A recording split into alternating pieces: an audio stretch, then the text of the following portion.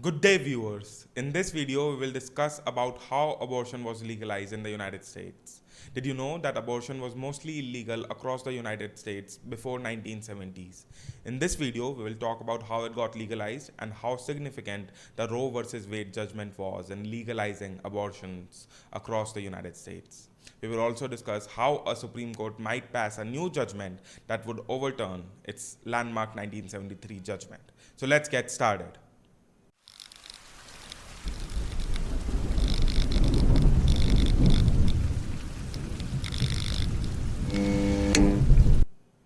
Until the late 19th century, abortion was legal in the United States before quickening.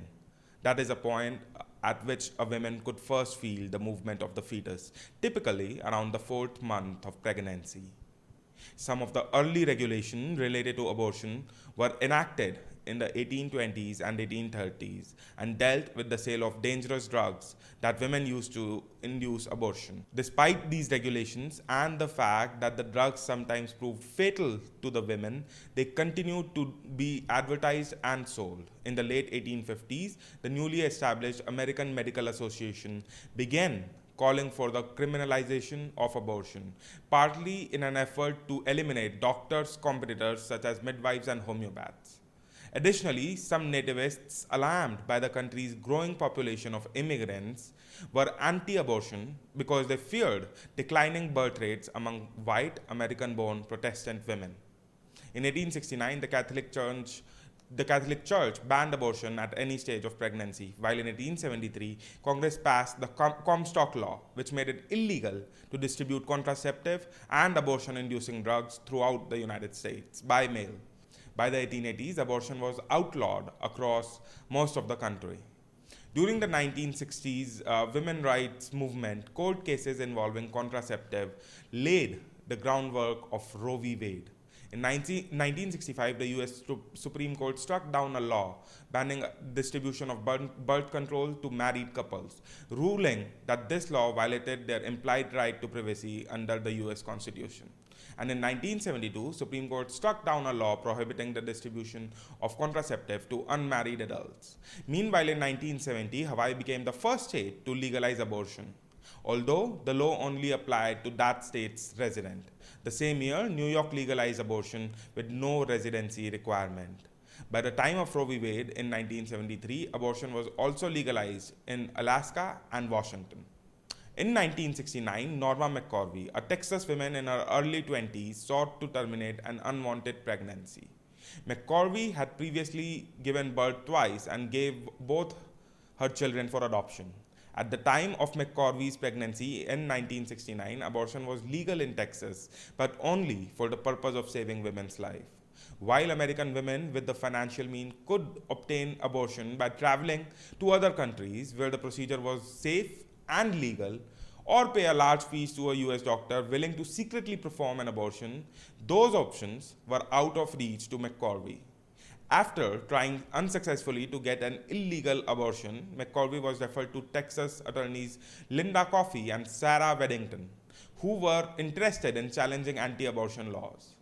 In court documents, Mccorvey became known as Jane Roe.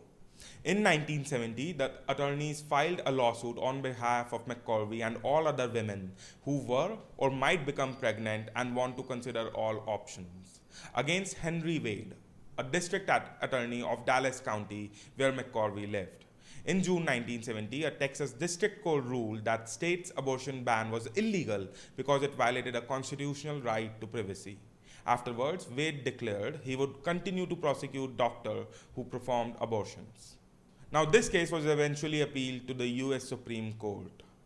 Meanwhile, Mccorvey gave birth to her third children and put him up for adoption. On January 22, 1973, the Supreme Court, in a 7-2 decision, struck down Texas law banning abortion, effectively legalizing the procedure nationwide.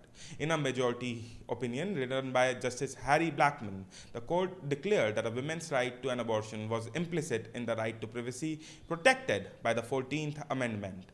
The court divided pregnancy into 3 trimesters and declared that the choice to end a pregnancy in the first trimester was solely up to the women. In the second trimester, the government could regulate abortion, although not ban it.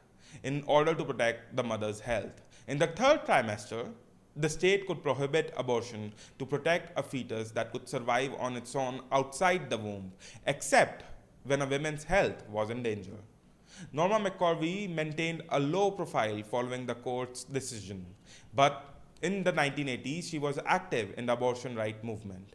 Now, fast forwarding to 2021, on December 1st, 2021, the US Supreme Court agreed to hear oral arguments in Dobbs versus Jackson's Women's Health Organization, a case about an alleged unconstitutional Mississippi law that would ban abortion after 15 weeks of pregnancy. This case is a direct challenge to Roe v. Wade, landmark 1973 Supreme Court decision that affirmed the constitutional right to abortion.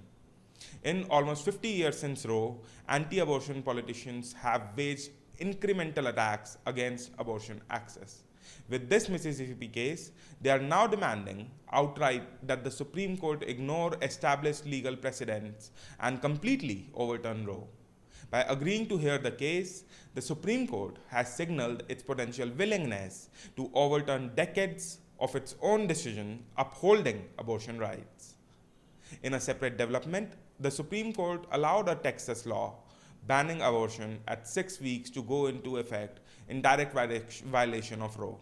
If Roe v. Wade is overturned, 21 states are certain to attempt a ban on abortion based on current law and constitutional amendments, according to an analysis from Guttmacher Institute, a research group that supports abortion rights. Another 5 states are considered likely to ban abortion based on political composition, history, and other indicators, such as recent action to limit abortion access, the analysis says. Now we will not get into the controversial topic of what is right or wrong, as the purpose of this video was just to provide information, historical facts, and current petition, which is being currently heard in the Supreme Court of the United States related to the abortion. We hope that you find this video informational. If you like this video, hit like.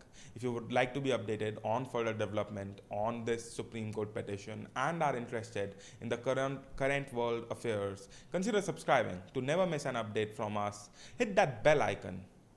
If you like this video, hit like. If you have any comments or any suggestions, please let us know in the comment sections below. Thank you.